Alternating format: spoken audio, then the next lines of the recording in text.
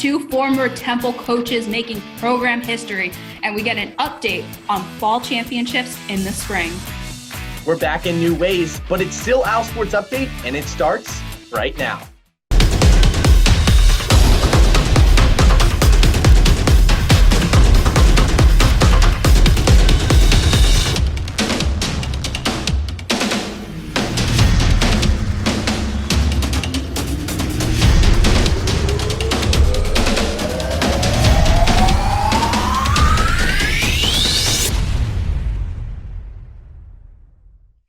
What's going on, Owls fans? It's been quite the wait, but guess what? We're Zoom certified. Hashtag Go Zoomers. But today, we're all about that Temple Tough hashtag. Alongside Courtney Murphy, I'm JJ Michalski. That's right, JJ. We got good news. Tentative starting dates are in place for all those fall sports now moving to spring. But first, we say a little hello to two old friends.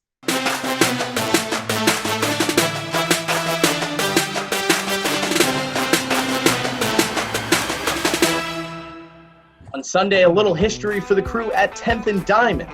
Two former Temple coaches faced off as head coaches in the NFL for the first time in program history.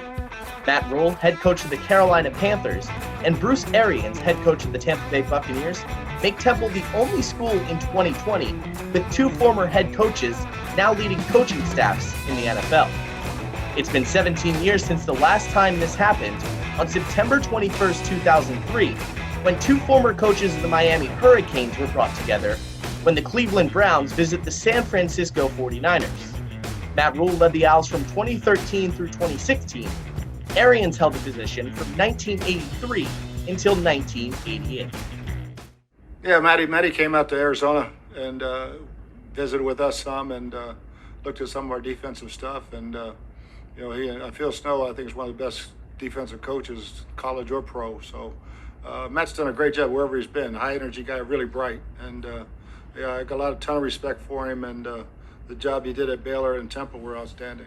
Well, I think Coach Arians gave me a tremendous piece of advice when I first took the job at Temple. He said, don't pay attention to what you don't have. You know, don't pay attention to what the weight room looks like or anything like that. Pay attention to what you do have. And Temple's greatest asset is its people. And I found that to be true. And what's unique is when I was the head coach there, we had some down times, we had some great times. It was the guys that played for Coach Arians, the guys who played for Coach Harden, and many more. But a lot of those guys were instrumental in giving back to the program and giving tremendous energy, whether it was Paul Palmer or Todd Bowles and many, many, many, many, many more. So I just think that's what Temple's about. Temple's about great people. And I think it's because, you have to be a tough person to go to Temple. You have to be a person that finds a way to get things done. And that's what, our staff has tried to be. That's what Coach Arians and his staff are.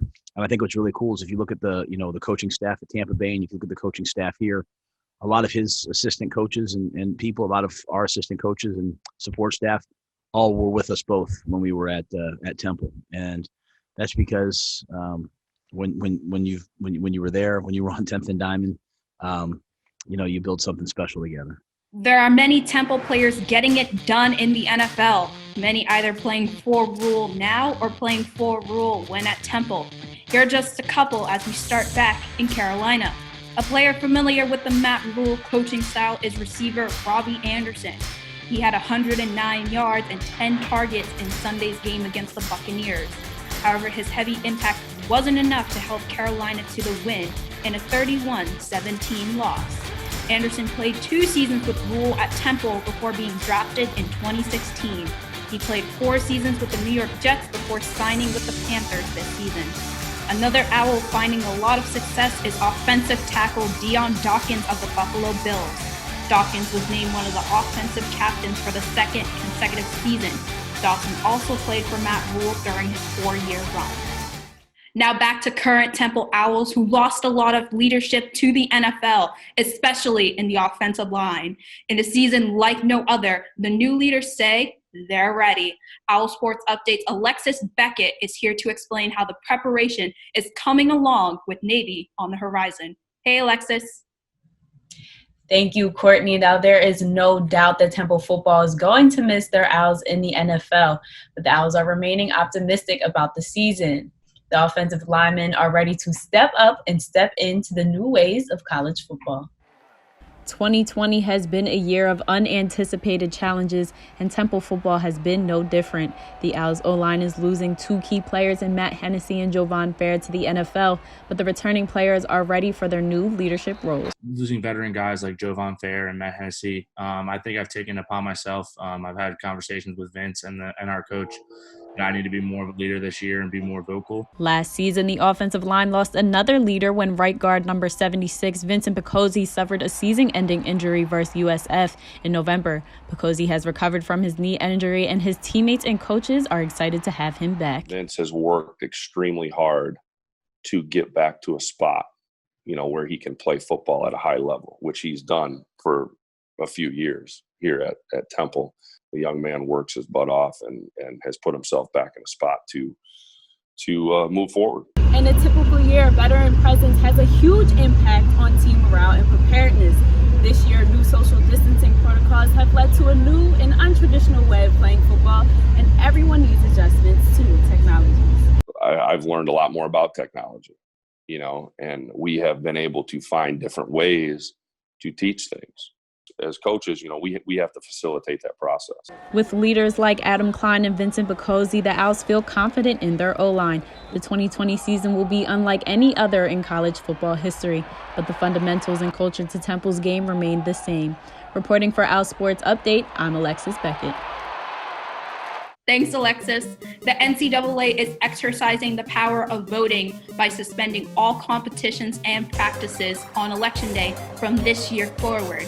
This year being a presidential election, the NCAA wanted to have students be able to vote with no athletic interferences. In last year's election, only 20% of 170,000 athletes voted. Election Day is on the first Tuesday of November, with this year's being on November 3rd.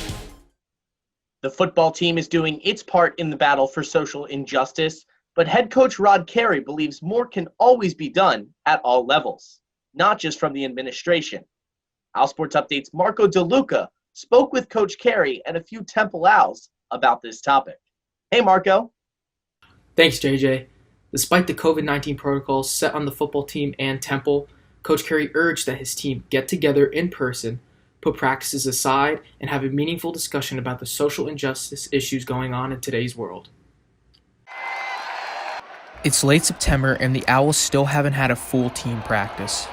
But on August 28th, Coach Carey put COVID-19 protocols aside to have a full team discussion on social injustice in this country. It just makes your gut drop, do something about it. And today was a positive step. Football is typically the top priority at Edberg Olsen, but Coach Carey thought that this societal talk needed to happen, especially because he was personally affected. I still have family back in Minneapolis, and obviously a lot of friends, and some of them were quite frankly impacted. Nieces and nephews were under curfews and things like that, and it was scary. Today, we probably broke every COVID protocol we could possibly have. But you know what? I had to make a choice, because this isn't going to happen overnight. This is going to happen a little bit at a time. It's baby steps to me. Not big steps, it's baby steps. Now that the Owls have been cleared from the COVID-19 protocols, they will begin to practice as a team and continue to prepare for Navy. But Coach Carey and the team will also continue to move forward on the social injustice issues. Coach Carey said it best, as this won't happen overnight, it will take baby steps, and having this team discussion goes a long way. As the Owls look ahead to the start of their season against Navy, the team will be playing for more than just a game. I'm Marco DeLuca, OwlSports Update. Back to you, JJ. Thanks, Marco. While football is playing, it's the only fall sport in action this year. But there is a good deal of news coming from many of Temple's other fall sports. Starting with men's soccer.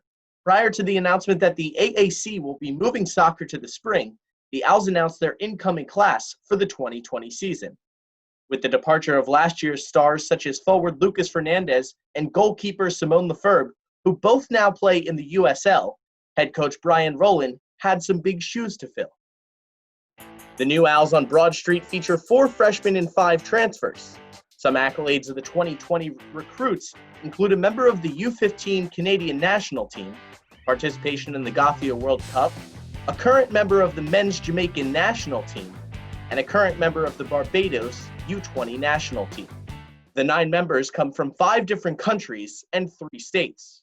Currently, the team is waiting to find out its official schedule for the 2021 championship season.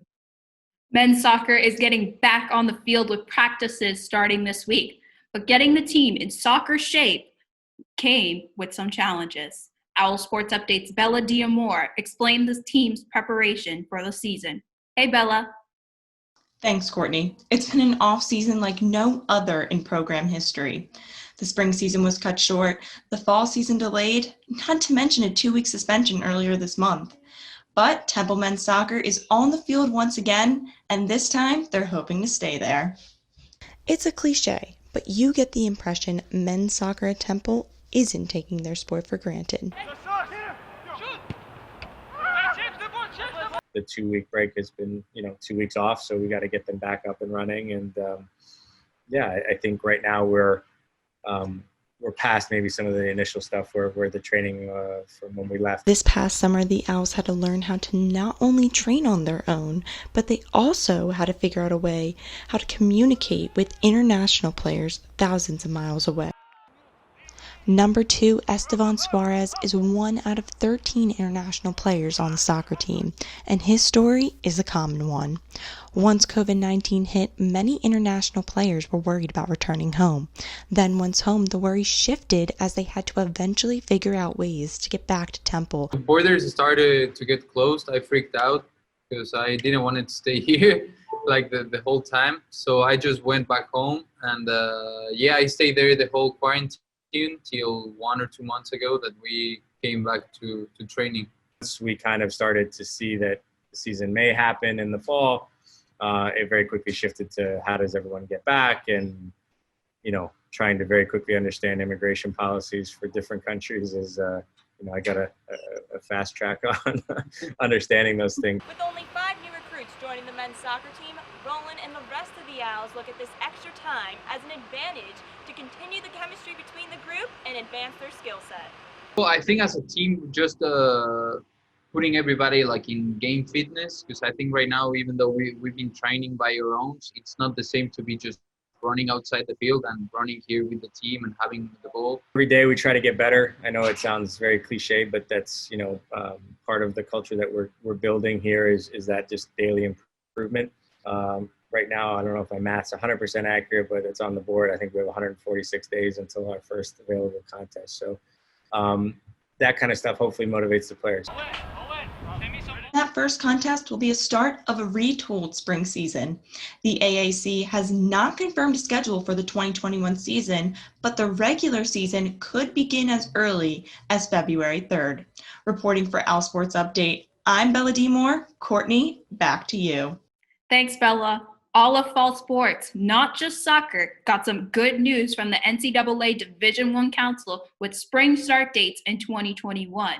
Women's volleyball and cross country can begin in late January. Men's and women's soccer can begin competing on February 3rd. Lastly, field hockey can start as early as February 12th. Regular seasons for all sports besides cross country will end in April. Cross country's regular season will end early March. Cross country will continue to be monitored because of the concerns that cross country overlaps with outdoor track and field. This proposal has been approved by the board of directors. AAC basketball is taking another step towards playing this winter. CBS Sports is reporting that American teams will play a 20-game season, including 2 conference games in December. The NCAA has already set a season starting date of November 25th. Keeping to the hardwood, one former Owl, Shea Petty, took the Phoenix Mercury to round 2 of the WNBA playoffs with a buzzer-beating 3-pointer. Petty pulled out the win against her former team, the Washington Mystics, in a fourth-quarter comeback. Petty, who had 4 rebounds, 3 steals, and a block and an assist, notched 12 points for the Mercury's victory. As we wrap up, be sure to check out our latest Twitter poll for the week. We asked, should the AAC have allowed soccer and other fall sports to play their regular season? Let us know your thoughts at OwlSports Update. Well, that's all the time we have for today, Courtney. But we'll be back next week with a new edition of Inside the Nest on TUTV. That'll be next Thursday at 12 p.m. You can join Ray Dunn, Adam Cernali, and Dom Gillespie with the news on the Owls as they get ready for Navy. And OwlSports Updates Brooklyn Vaughn and Jackson Neal return to your screen next Friday on our social media platforms at OwlSports Update. Want more of us? See us on our website at OwlSportsUpdate.com for articles and more content. For JJ Mahowski, I'm Courtney Murphy. Have a great weekend, everyone.